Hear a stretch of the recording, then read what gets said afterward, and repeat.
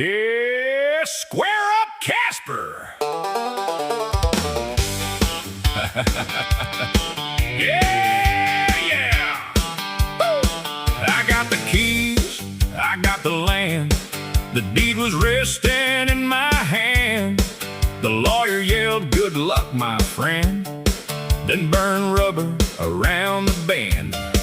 The house looked nice, the price was right. I settled in that very night.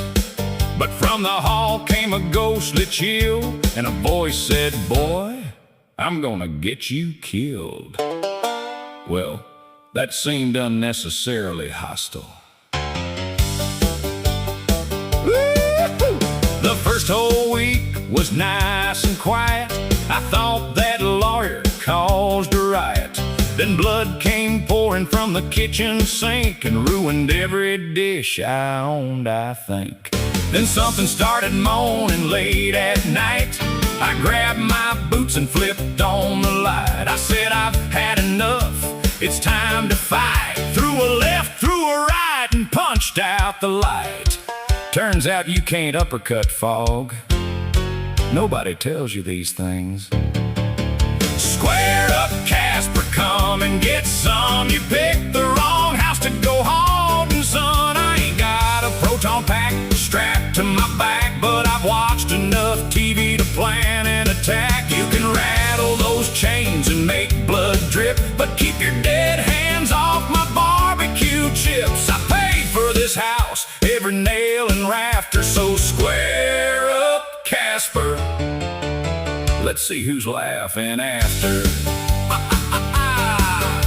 The days rolled on and the ghost got bold. I came home and the whole place was cold. My milk was frozen, my pipes were cracked, and somebody had moved my thermostat. That was the moment I'd had enough, so I went out back and made some stuff. Brass knuckles lined with silver bright, holy oil to make 'em ghost punching right. Then I found a priest by the name of Chuck. I said, "Bless these knuckles and wish me luck." He crossed himself and blessed them twice, then said, "For $50, I'll bless the house and the mice." I said, "Chuck, let's see how the knuckles do first." Square up, Casper, come and get some. You picked the wrong house to go haunting, son. I ain't got a proton pack strapped to my back, but the Winchesters taught me how to counterattack. You can howl through the walls and make furniture fly, but that was my last cold beer, so prepare to die. I paid for this house, every nail and rafter, so square up, Casper. Let's see who's laughing after. I kicked in the door, and what did I see? That dead freeloader drinking beer meant for me. I said, "Time's up, sucker, your doom is near." He said, "Just 1 second, I'm finishing this beer." I threw one punch and it landed with force. His eyes got wide and his jaw changed course. He stared at me and hollered, "How?" I shook those knuckles and said, "Who's booing now?" He looked surprised, I looked surprised. Father Chuck, watching through the window, looked extremely surprised. We fought through the kitchen, we fought down the hall. He threw me straight through the drywall. I hit him with a lamp, he hit me with a chair. He turned invisible, that hardly seemed fair. He threw a vase, I broke his jaw.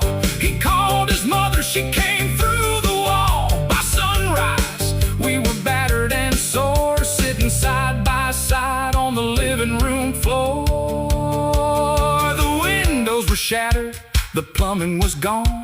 The porch had somehow landed on the lawn. My deposit was history, my furniture wrecked, and the neighbors had gathered outside to inspect. I could have said, "Leave, get out of my home." He could have cursed my bloodline and continued to roam, but I opened 2 beers and handed him one. We watched from the porch as up came the sun. No need to square up, Casper, we settled the score. Just quit making blood run under the door. You can haunt the attic, I'll live downstairs and keep your ectoplasm off my reclining chair. You buy the groceries, I'll cover the lights, and no ghostly screaming on karaoke nights. Having a roommate might not be the worst. I handed him a beer and said, the rent is due on the 1st. And if you drink my last beer again, Father Chuck still makes house calls.